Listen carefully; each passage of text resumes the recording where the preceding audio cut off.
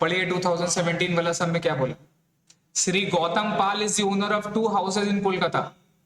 Information relating to the 2 houses for the previous year 2017-18 are as follows. Municipal value gross दे दिया आपको, लिखा हुआ है। Fair rent is standard rent.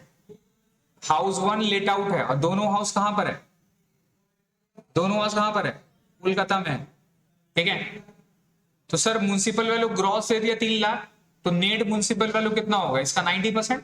तो नेट म्युनिसिपल वैल्यू कितना होगा? 2,70,000। कितना रुपए? 2,70,000। बट अपने को नेट निकालने का जरूरत नहीं है, बिकॉज ग्रॉस क्वेश्चन में गिवन दे दिया। तो ग्रॉस दे दिया 3 लाख 2.5 लाख। हाउस नंबर 2 का तो जरूरत ही नहीं है, बिकॉज उसका नेट एनुअल वैल्यू क्या हो जाता है? नील हो जाता है। तो municipal tax, municipal value gross दे दिया, फेयर रेंट दे दिया, स्टैंडर्ड रेंट दे दिया, इससे क्या निकल जाएगा? GAV, sorry expected rent. क्या निकल जाएगा? Expected rent. भूख लगा मेरे को, तो सर एक्सपेक्टेड रेंट निकालेंगे, और एक्सपेक्टेड रेंट क्या हो जाएगा? Higher of gross municipal value of fair rent but not exceeding standard rent. तो ग्रॉस म्युनिसिपल वैल्यू 3 लाख है, फेयर रेंट 2.5 लाख है, दोनों में से ज्यादा कितना हो गया? 3 lakh. But standard rent same है, तो एक्सपेक्टेड रेंट 3 लाख आ गया। एनुअल रेंट 2,40,000 रुपया है ना, और वैकेंसी पीरियड कितना है? 2 महीना। तो आप लेस कर दोगे, 2,40,000 से वैकेंसी पीरियड लेस कर दोगे तो 24,000 रुपया आएगा। 2,40,000 12 महीने का कितना होता है? 20,000। अच्छा 20,000 2 महीने का 40,000, तो लेस करके हमारा एक्चुअल रेंट कितना आ गया? 2 लाख। अब sir actual rent expected rent से तो कम ही है, एक्सपेक्टेड रेंट 3 लाख है, एक्चुअल रेंट 2 लाख है, वो भी अगर वैकेंसी नहीं भी रहा है तब भी कितना होगा? 2,40,000 होगा। तो हमारा यहां पे नीचे में आप क्या लिखोगे? Since actual rent is less than expected and not because of vacancy, vacancy की वजह से नहीं है, तो हमारा जेवी क्या हो जाएगा? एक्सपेक्टेड रेंट हो जाएगा कितना रुपए का? 3 लाख रुपए। समझ गए?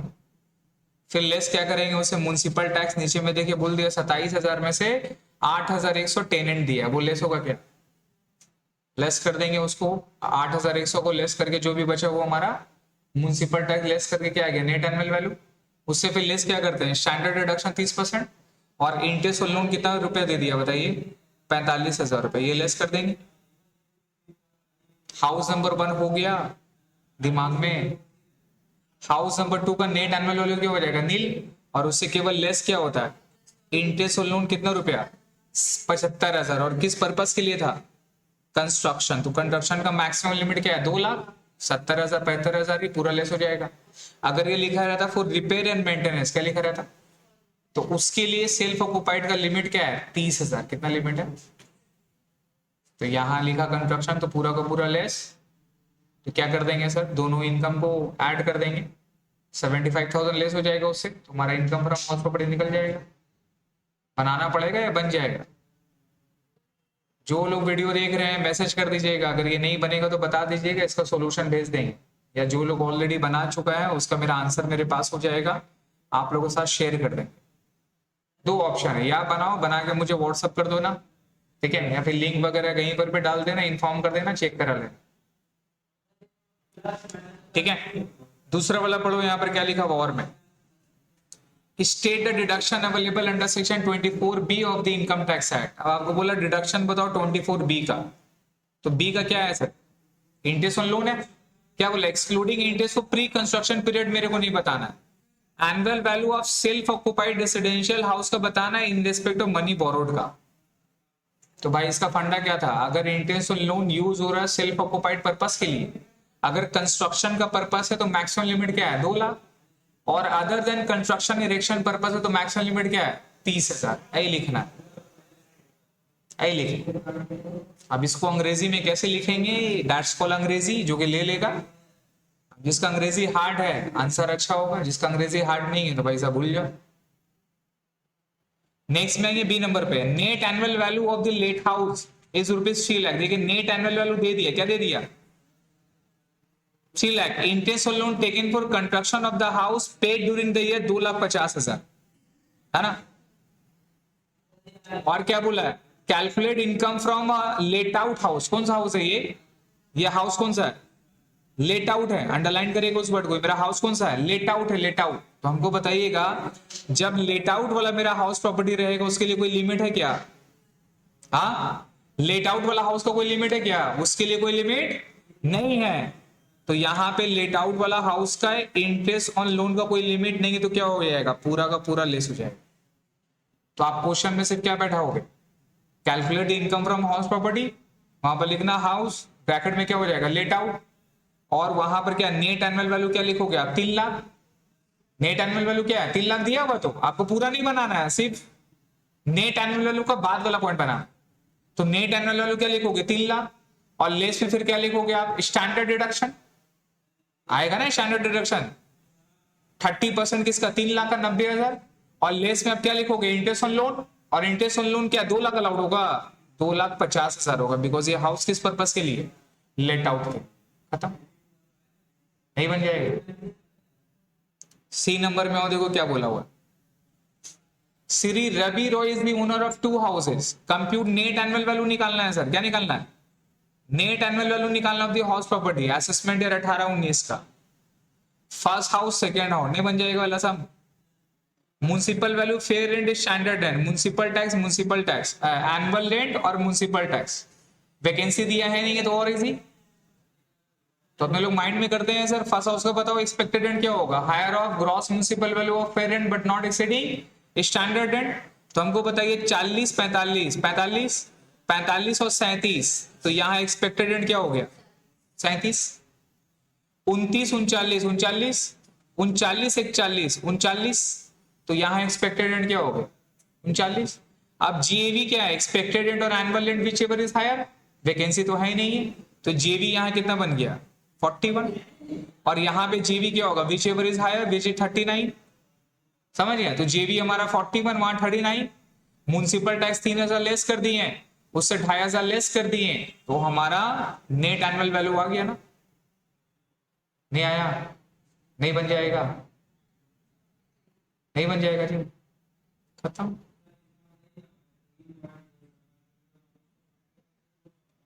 तो 2017 हो गया, राइट? चलो इस तरह से 2018 देखो।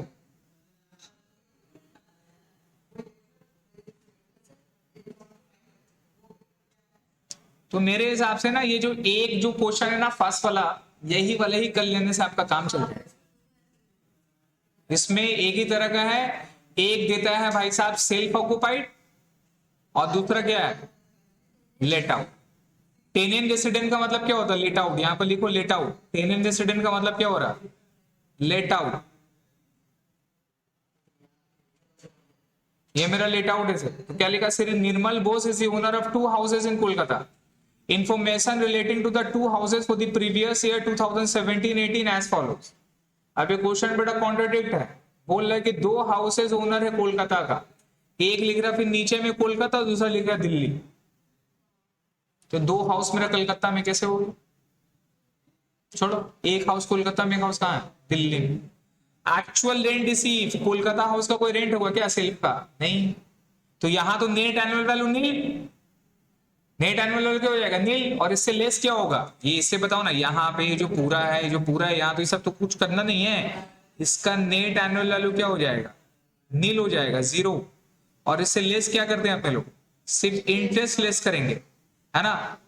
और इंटरेस्ट लेस होगा कौन सा पर्पस है? देखो पर्पस क्या है? रिपेयर पर्पस है। कौन सा पर्पस? तो रिपेयर का मैक्सिमम लिमिट क्या है? तो क्या 35 लेस होगा, 30,000 लेस होगा? तो 30,000 रुपए लेस हो जाएगा सर। तो यहां लेस करके हमारा आंसर 30,000 रुपए क्या आएगा? नेगेटिव में आ जाएगा। खत्म। इसका यही। अब हाउस नंबर 2 में पढ़िए, एक्चुअल लैंड से 3 लाख है, नेट म्युनिसिपल वैल्यू दे दिया बाबू, क्या दे दिया? और हाउस कहां पर है? दिल्ली में। तो इसका क्या निकालना होगा? ग्रॉस। केसीडीएम में क्या आता है? दिल्ली भी आता है ना, डी। तो इसका भी क्या करना होगा? Gross municipal value is 100/90 into 2,70,000। तो 3 लाख रुपए क्या निकल गया? Gross municipal value. Fair rent कितना है? 3,40,000। फेयर रेंट कितना है? 3,40,000। तो विच एवर इज हायर क्या हो गया? Expected rent 3,40,000। Actual rent receive कितना दे दिया? 3 लाख रुपया। अभी एक्चुअल रेंट रिसीव है, क्या है सर? ये एक्चुअल रेंट रिसीव है, एक्चुअल रेंट नहीं है। हाँ, तो चलो अपने लोग ये वाला सम करते हैं, बस ये वाला सम थोड़ा यूनिक है। ठीक है, चलिए 2018 नंबर करते हैं। इसको बनाएंगे 2018 वाला, बिकॉज ये थोड़ा सा समझ में आप लोगों को नहीं आएगा, बिकॉज ये एनुअल लेंट नहीं देके क्या दे दिया, एक्चुअल लेंट रिसीव दे दिया। चलिए इसको बनाते हैं। वैकेंसी पीरियड उसमें 2 महीना का है, municipal tax 10%। In case of second house, अब यहाँ पर बोलना नीचे में देखो कुछ बोला है, in case of second house 20% of municipal tax have not been paid. 20% बोला पेमेंट नहीं है, तो पेमेंट कितना हुआ 80%, तो अपने लोग लेस कितना करेंगे 80% लेस करेंगे। Compute the income from house property of Nirmal Bose for the assessment year 18-19। तो चलो इसको बनाएंगे अपने लोग, लाइन ड्रॉ करो।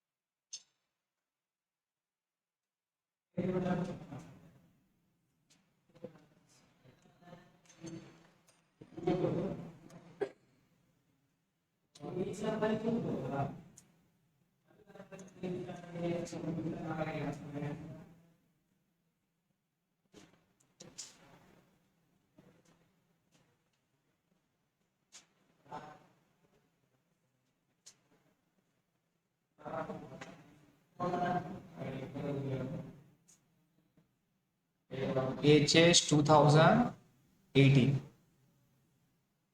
है ना, ऊपर में लिख लेंगे ना भाई, क्या लिखना है, computation of income from house property of mission Nirmal Bose for the assessment year 2019-20, जो भी related to the previous year 18-19। ठीक है, अब यहां पर सेल्फ ऑक्युपाइड वाला पहले क्या है सर, है ना, house number 1 Kolkata self occupied, तो यहां पर लिखेंगे ऐसे ए हाउस 1, ये कहां पर है कोलकाता में, और ब्रैकेट में क्या लिखेंगे सेल्फ ऑक्युपाइड। ठीक है, अंडरलाइन, क्लियर है। अब ये सेल्फ ऑक्युपाइड रहा तो इसका नेट एनुअल वैल्यू क्या हो जाएगा सर, नील हो जाएगा। अंडर सेक्शन क्या है 23(2)A नील। इसका जेबी फेबी कुछ निकालना है क्या, टाइम पास नहीं करना है exam, time is everything. Less में क्या होगा interest on loan, interest on loan क्या लेस करेंगे बाबू, अंडर सेक्शन कौन सा है 24B, है ना। बट वहां पे लोन जो लिखा था, वहां पे लोन का पर्पस कौन सा था देखे थे, कौन सा पर्पस था, रिपेयर्स पर्पस, रिमेंबर। तो रिपेयर पर्पस के लिए मैक्सिमम लोन कितना अलाउड है 30,000 है, तो 35,000 होगा, 30,000 होगा, 30,000 होगा, तो यहाँ पर लेस आप कितना करोगे 30,000, समझ गए। और ये बाहर चल जाएगा, लेस होके बाहर कितना चल जाएगा, ये मेरा लेस होके बाहर चल जाएगा 30,000। अच्छा, यहाँ तो ऑलरेडी लेस लिखे थे, तो यहाँ पर फिर ब्रैकेट देने की जरूरत नहीं। अब ये जो माने आप, ये तो मानना पड़ेगा ना सर, इसको नोट 1 पे लिखेंगे, कहाँ पे लिखेंगे, नहीं समझे भैया, 35 दिया तुम 30 लिख दिए, क्यों दे दिए 30 क्यों दिए, रीजन लिखने होगा ना सर, ऐसे थोड़ी ना अपना मर्जी से आप 30 बैठा दिया, अरे भैया क्यों लिखे 30। एग्जामिनर को आप समझिए कि वो दूध पीता बच्चा है, आई आपको समझ, एग्जामिनर को क्या समझना, दूध पीता बच्चा है, भले ही वो बहुत इंटेलिजेंट है, वो कोई भी हो सकता है, लेकिन आपको एग्जाम का पेपर में समझना है कि दूध पीता बच्चा मेरा पेपर चेक करेगा, आपको उसको A to Z उसको अच्छे से समझाना। क्वेश्चन में अगर ऐसा है, आपको क्वेश्चन में 35,000 दिया होगा, आपने लिखा 30,000, भैया क्यों लिखा, क्यों लिखा, क्या रीजन था, वो रीजन भी बताना पड़ेगा पेपर में। आप ऐसे नहीं गेस करने, नहीं उसको तो पता होगा, वो तो पढ़ा होगा कि भैया मेरा अगर लोन अपने लोग रिपेयर पर्पस के लेते तो मैक्सिमम 30,000 है, उसको पता होगा, उसको पता है, या आपको भी पता, उसको भी पता है, लेकिन आपको पेपर में बताने होगा कि हाँ भैया हमको पता, तब नंबर मिले। क्लियर हो गया, ऐसे नंबर नहीं मिलता, ऐसे नंबर बी भी आइए। हाउस नंबर 2 क्लियर है? हाउस नंबर 2 क्या है बताइए?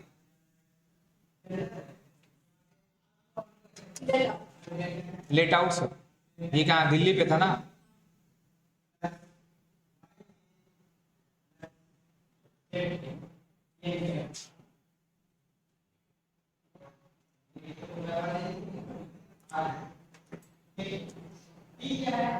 क्लियर है? अब यहां पर अपने को पहले क्या निकालना है? Gross annual value. पूरा जान समझ रहे हैं? जान क्या है? जान यही है।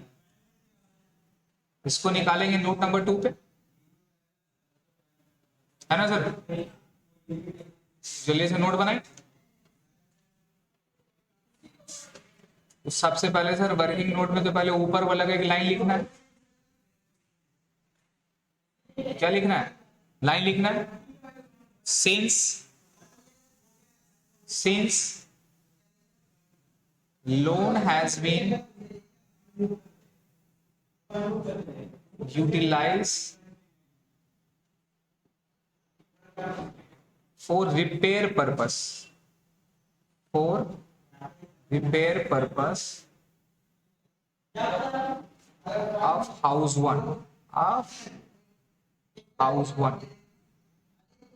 Since loan has been utilized for repairs purpose या repair and maintenance purpose of house 1, thus therefore maximum interest allowed, maximum interest allowed,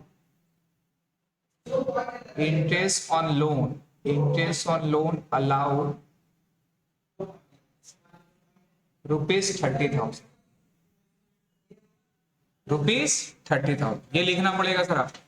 Since loan has been utilized for repair and maintenance purpose of house 1, therefore maximum interest on loan allowed rupees 30,000 in case of self occupied property, in case of self occupied property.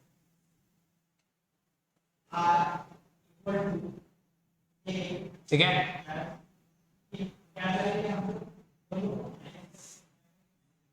ये note लिख के रखना होगा sir. Exam में working note का importance क्या है? Working note का इंपॉर्टेंस ये है कि सर ये सारा नोट नंबर आपका देता नहीं है, लेकिन ये नंबर कटने का चांसेस है। कब कटेगा? जब आपका नंबर औकात से ज्यादा आ जाएगा ना। औकात से ज्यादा मतलब 90 95 अगर आपका नंबर आ गया तो फिर से पेपर रीचेक होता है। और उस जगह में अगर ये सब जगह में आपको वर्किंग नोट नहीं मिलेगा तो बेटा आपका नंबर काट लेगा। समझ गए? यही कहानी है। कुछ कुछ स्टूडेंट मेरे 99 मिला है, तो पता है मुझे कहाँ कहाँ मार्क्स काट सकते हैं। हो गया? आप नोट नंबर 2 में सर क्या निकालना है? जीएबी निकालते हैं। चलो, कंप्यूटेशंस ऑफ जीएबी। जीएबी किसका? अब हाउस 2 है ना सर? कौन सा वाला का? दिल्ली। वो किस पर्पज में था? लेट आउट में था ना सर? तो उसका निकालना होगा।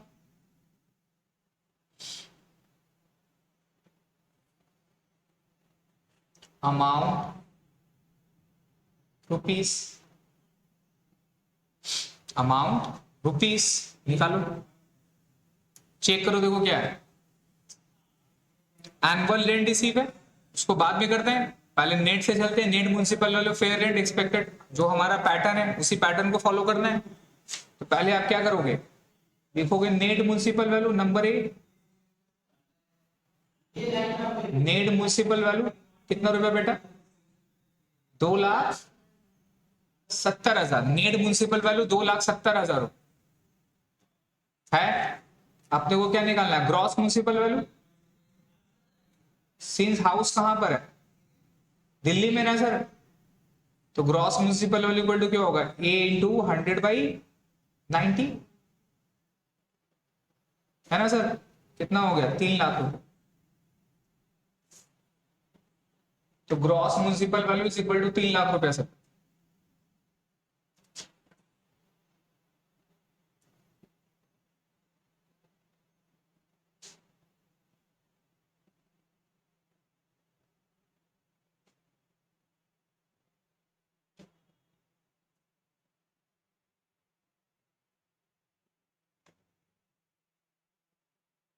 क्या बात?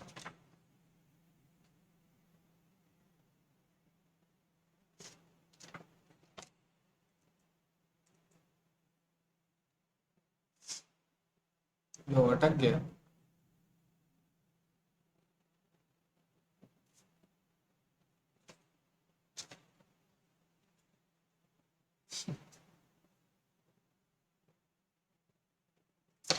एक मिनट।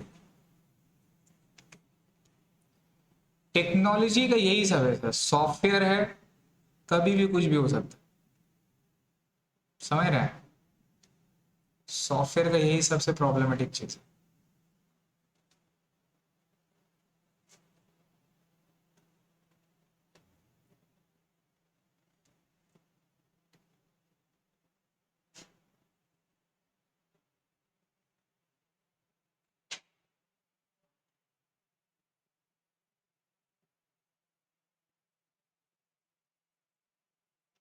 ठीक है,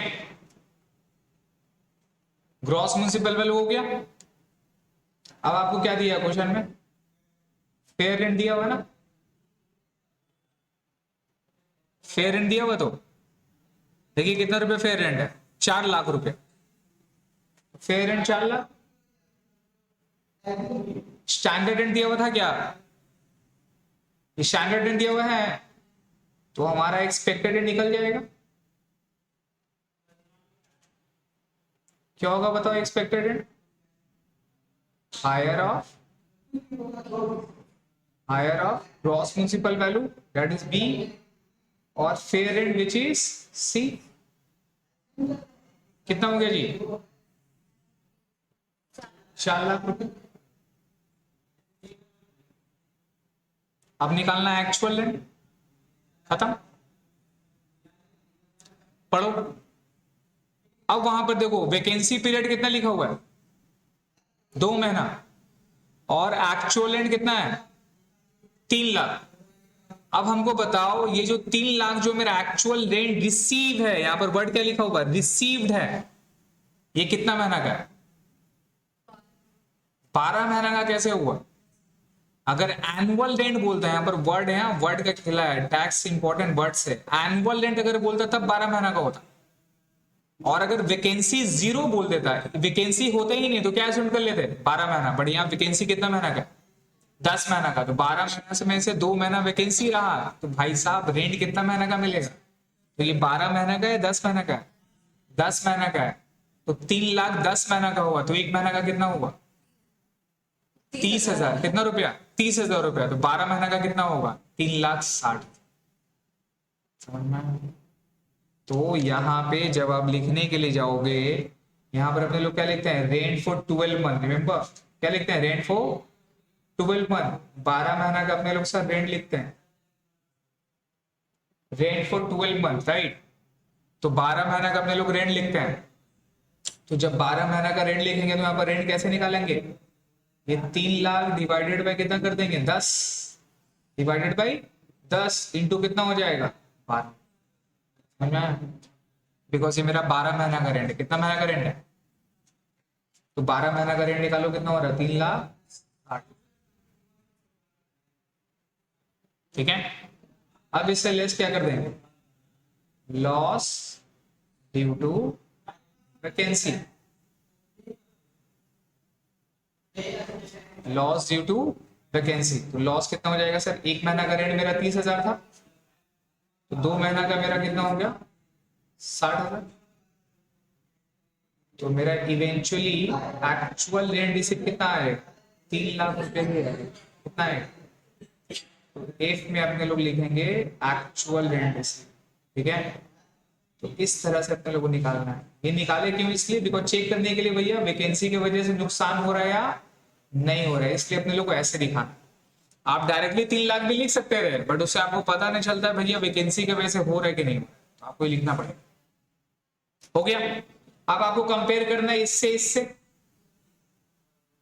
एक्चुअल रेंट और expected rent. Actual rent is less than expected rent, क्या वैकेंसी की वजह से है?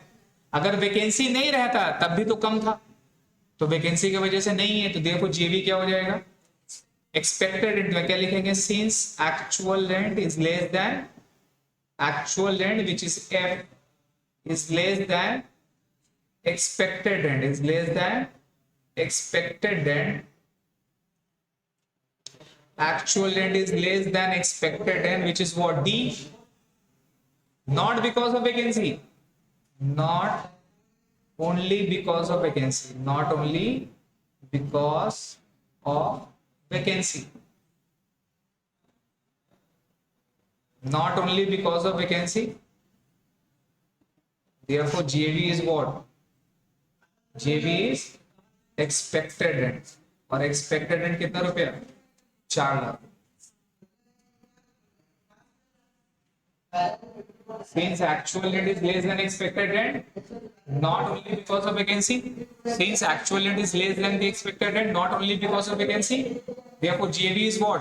Expected rent, which is what? 4 lakh. ये वर्किंग नोट आपको प्यारा सा सुंदर सा ऐसा बनाना हो गया. आगे बढ़े तो ग्रॉस एनुअल वैल्यू कितना हो गया? 4 लाख रुपए सर. ग्रॉस एनुअल वैल्यू कितना हो गया? 4 लाख. इससे लेस क्या कर देंगे? इससे लेस क्या कर देंगे सर? Municipal tax. करेक्ट.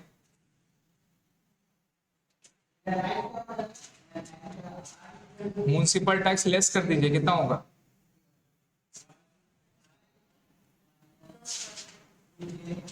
कितना था? 10% था. लेकिन म्युनिसिपल टैक्स 10% किसके ऊपर निकलता है? Net municipal value. Net municipal value question में कितना गिवन था? 2,70,000. रिमेंबर.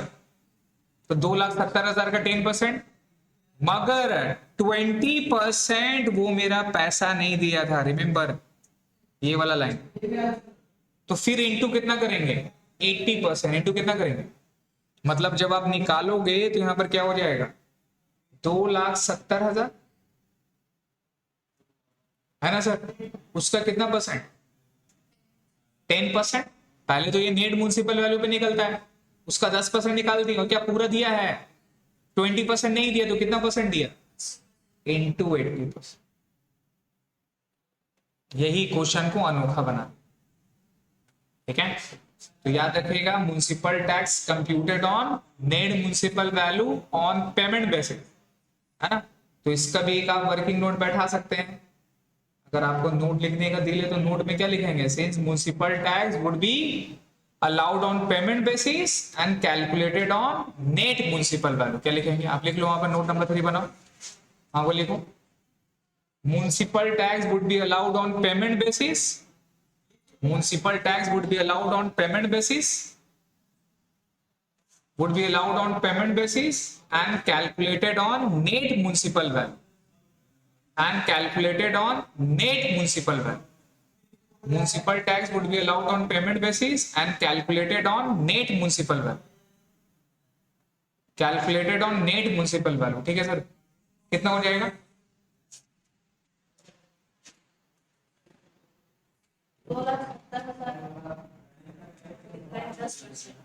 इंटू 80%. ₹21,600 रुपए लेस कर दी. समझ में आया सर?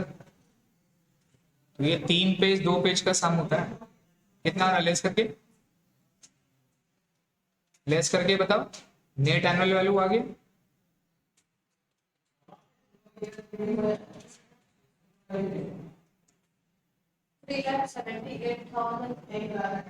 $3,78,000. ठीक है. अब इससे क्या करेंगे?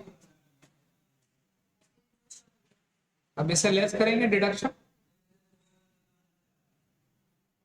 है ना सर. तो डिडक्शन अंडर सेक्शन 24 ए में क्या आएगा? Standard deduction. अच्छा, स्टैंडर्ड डिडक्शन किस लिए दिया जाता है? Because of expenses. अगर म्युनिसिपल टैक्स के अलावा कोई भी और खर्चा रहेगा तो लेस करेंगे. कोई भी और खर्चा पे लोग लेस नहीं करेंगे. म्युनिसिपल टैक्स के अलावा कोई भी खर्चा लेस नहीं होगा. बिकॉज किस लिए? स्टैंडर्ड डिडक्शन के लिए. तो 30% ऑफ 3,78,400 बैठा दीजिए. कितना?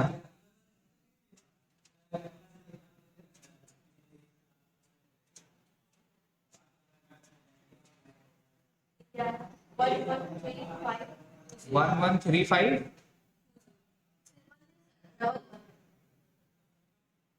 1,13,000 3520।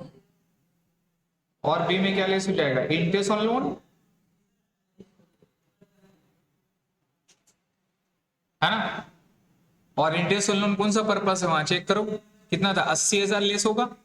और पर्पस कौन सा? पर्पस देखो कंस्ट्रक्शन पर्पस है, रिमेंबर, पूरा का पूरा लेस हो जाएगा। ऐसे भी लेट आउट में कोई भी लिमिट नहीं है, तो 80,000 रुपया पूरा लेस कर दीजिए। ये दोनों लेस करके बाहर कर देंगे, लेस करके बाहर करो।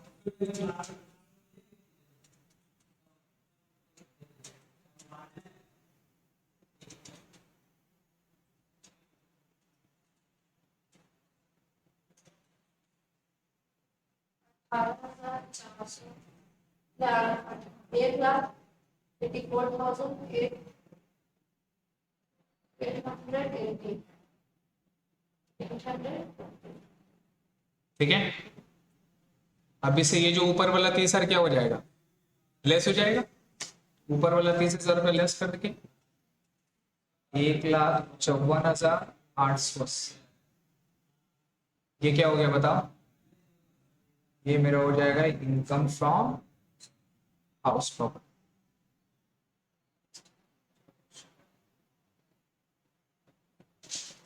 ठीक है, इस तरह से बनेगा sir.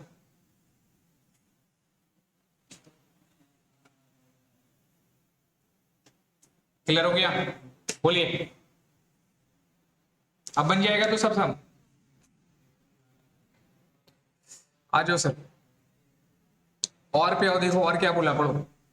Discuss the deductibility of interest on loan while computing income from house property under the income tax act in the following cases.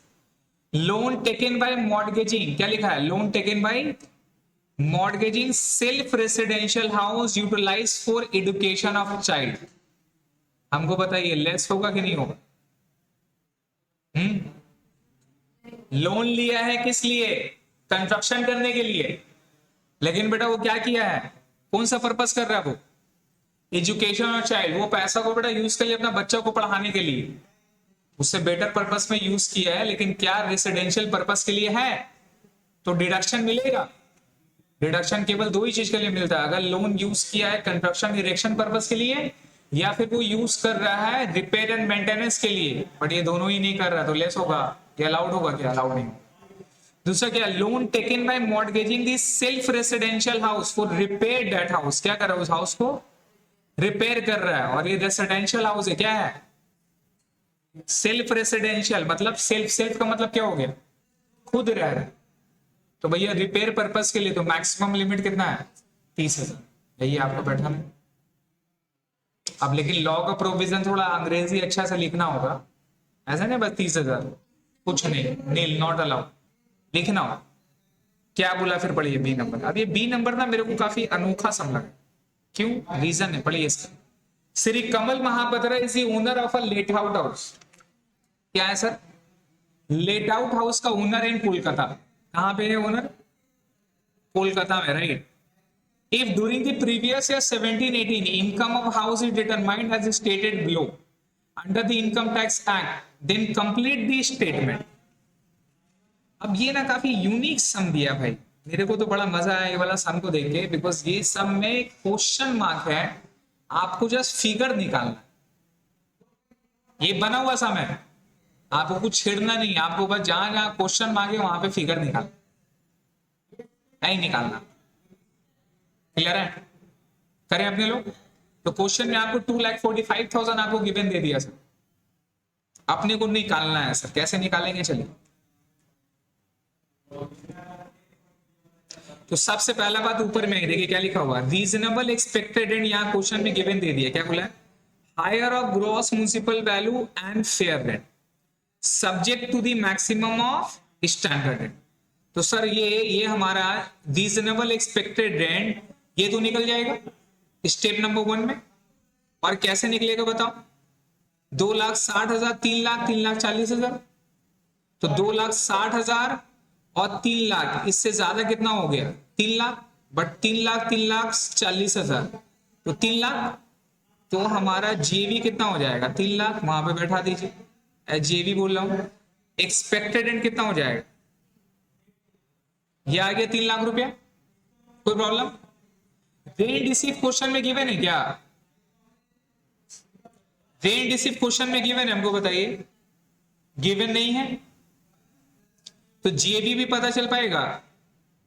Municipal tax आपको 10,000 गिवन दे दिया, एनईवी पता चल पाएगा क्या? एनईवी पता चलेगा? नहीं पता चलेगा। और 30% भी एनईवी पे निकलता है, ये भी पता नहीं चलेगा। लेकिन आपको क्वेश्चन में क्या गिवन दे दिया, कैसे निकालेंगे? सिर्फ एक क्लिक करना चाहिए दिमाग में, ये बन जाए। सोचिए कैसे हो। एक सिर्फ दिमाग में सिर्फ एक छोटा सा पॉइंट क्लिक करना है, धड़ धड़ पूरा बन के चले आए। ये सब 2 मिनट का समय, वो 2 मिनट आपका दिमाग का है बस, बाकी लिखने में 10 सेकंड। चलिए, नहीं सर, नेट एनुअल वैल्यू पे है। नेट एनुअल वैल्यू यहां जो भी होता है उसका 30% क्या होता है, एनएवी। तो जो भी बच गया वो कहां जाता है, इनकम फ्रॉम हाउस प्रॉपर्टी। आइए, तो अगर ये 100 है, इसको 100 माना, क्या माना, तो एनएवी कितना होगा, 30% 100 का कितना आएगा 30, कितना आएगा 30। 100 से 30 लेस कर देंगे तो ये कितना होगा, ये कितना होगा 70, ये कितना होगा 70। तो अगर इस पे निकालेंगे तो 30/100 करना होगा, और इस पे निकालेंगे तो कितना करना होगा 30/70 करना होगा, 30/70 करना होगा। चीज समझिए, अगर नेट एनुअल वैल्यू बोलता 100 मानते तो 30% एनएवी का कितना आता 30, तो ये मेरा लेस करके इनकम फ्रॉम हाउस प्रॉपर्टी कितना होता 70। ये तो गिवन दे दिया, तो अपने को इसके ऊपर में अगर स्टैंडर्ड डिडक्शन निकालना होगा तो कितना करना होगा 30/70। तो अपने लोग यहाँ पे सिर्फ इस क्वेश्चन के लिए ये एनएवी कैसे आएगा, यहाँ लिखो ब्रैकेट में 2,45,000 इंटू 30 डिवाइडेड बाई 70। समझ में आया? जोड़ के देखो कितना आ रहा, 2,45,000 इंटू 30 डिवाइड बाई 70।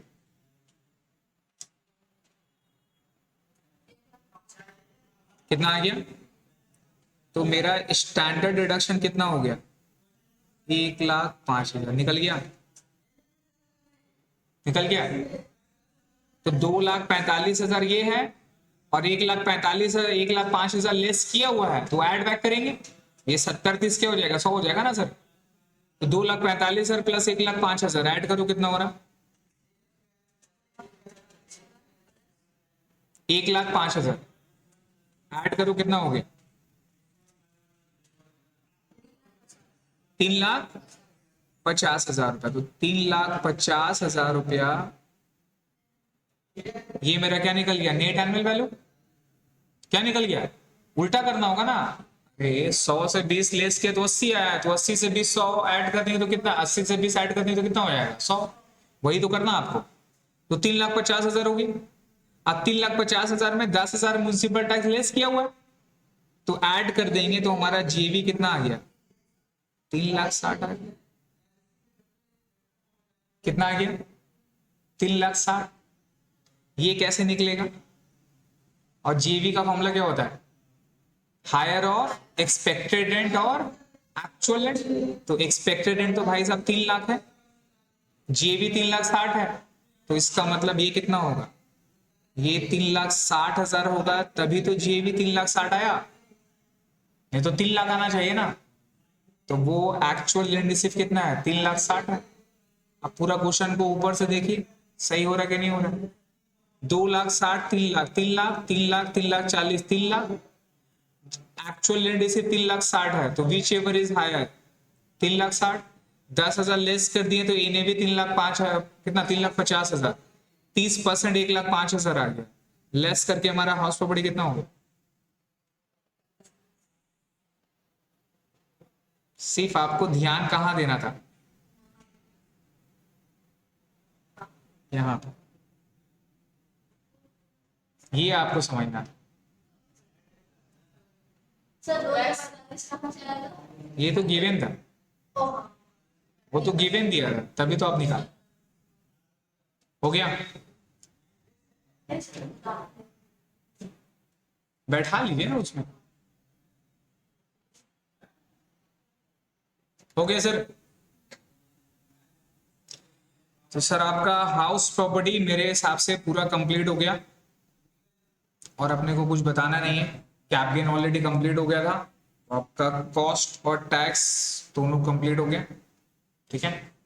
अब बाकी एमसीक्यू वगैरह थ्योरेटिकल क्या है, लास्ट 5 इयर्स का एमसीक्यू थ्योरेटिकल वगैरह उसको सॉल्व कर लीजिएगा, ठीक है। आई गेस जो भी क्वेश्चंस वगैरह वो उसी से मिल जाएगा, तो 34 मार्क्स जो आपका 36 मार्क्स वो वहां से कवर हो जाएगा। लास्ट 5 इयर्स का एसीक्यू और एमसीक्यू पढ़ लीजिए, उसी से ही आए।